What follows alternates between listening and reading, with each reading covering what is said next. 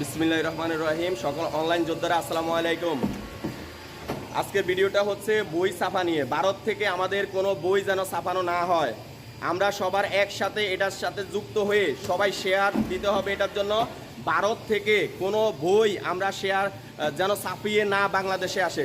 আমাদের বাংলাদেশে এত ছাপাখানা থাকতে আমরা কেন ভারত থেকে বই ছাপিয়ে আনবো?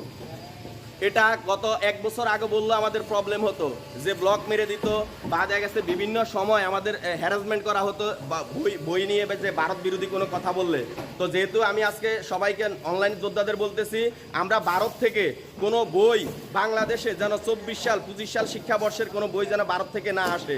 সকল বই বাংলাদেশে তৈরি হবে। বাংলাদেশে পর্যাপ্ত পরিমাণ ছাপাখানা আছে। বাংলাদেশে আবারও বলতেছি, পর্যাপ্ত পরিমাণ ছাপাখানা আছে। আমরা ভারত থেকে কোনো বই প্রিন্ট করে যেন না নিয়ে আসে, এটার জন্য আমাদের সবাইকে আওয়াজ তুলতে হবে। ধন্যবাদ, ভালো থাকবেন।